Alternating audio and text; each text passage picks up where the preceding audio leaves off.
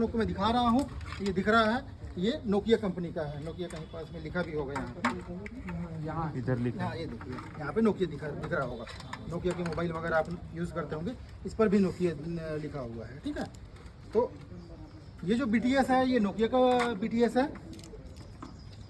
अब मैं जो लेंस स्विच है, लेंस स्विच से किसको कनेक्ट करूँगा, ये BTS को कनेक्ट करूँगा। अब मेरे पास में दोनों तरीके हैं, या तो मैं ये RJ45 पे केबल कनेक्टर की सहायता से कर सकता हूँ, तो दूसरा मैं मेरा ये मीडिया पोर्ट है यहाँ पे ऐसे लगा दूंगा, और दूसरे साइड में जो लेंस स्विच है, लेंस स्विच साइड में वहाँ पे लगा दूंगा। अब यदि मेरे पास में ऑप्टिकल पोर्ट है तो क्या करूँगा, लेंस स्विच साइड में मैं ये SFP रखूँगा और दूसरे साइड भी मैं लगा दूंगा, ठीक है। तो अब एक ऐसा मान लेते हैं,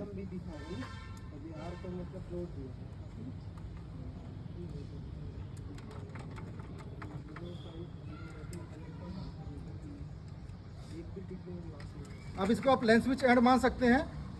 हमारा जो MSC है, MSC से सिग्नल कहाँ गया, BSC में, BSC से सिग्नल आ गया लेंस स्विच में। अब लेंस स्विच से सिग्नल कहाँ पे आ गया, आपके BTS में। अब ये हमारा जो पोर्ट रहता है लैपटॉप से लॉगिन करने का रहता है, इसी में लॉगिन करके जो भी इसके रिक्वायर्ड जो सॉफ्टवेयर होते हैं वो इसके अंदर हम लोग इंस्टॉल करते हैं, ठीक है। कवर्धक के लिए हमने मान लो इसमें इंस्टॉल कर दिया। अब यहाँ तक का हमको BSC क्या दिखाएगा, BSC हमको अब दिखाएगा, यहाँ तक को हम रीच कर लेंगे तो BSC हम लोग पहुँच गए, वहाँ से हमारे पास से यहाँ तक का सिग्नल पहुँच चुका रहेगा।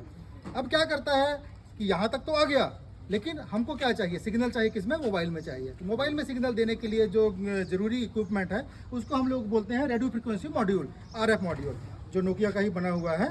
तो जो लंबी केबल जो है हमारे पास में, ये छोटा मैं आपको दिखा रहा हूँ, ऐसी लंबी केबल है जो ऊपर कहाँ तक का जाएगा, ऊपर तक का जाएगा। जहाँ पे आप लोग को एंटीना दिख रहा है ना, उसी के आसपास ये इंस्टॉल होता है। ये लगभग ये 35 या 40 kg का होता है।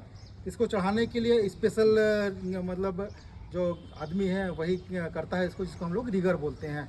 और सेफ्टी बेल्ट लेकर के चढ़ेगा, हेलमेट लेकर के चढ़ेगा, और स्पेशल तरीके के उनके जूते होते हैं।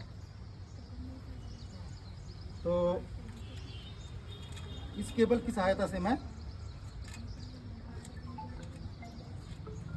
अब जो हमारा सिग्नल है MSC से आकर के कहाँ पहुँच चुका है, अब RF मॉड्यूल में आ गया है। अब इसका काम क्या है कि BSNL को जो अलॉटेड फ्रिक्वेंसीज हैं, या इस BTS को जो हमने फ्रिक्वेंसी अलॉट किया हुआ है, अब आप लोगों ने स्पेक्ट्रम का नाम सुना होगा।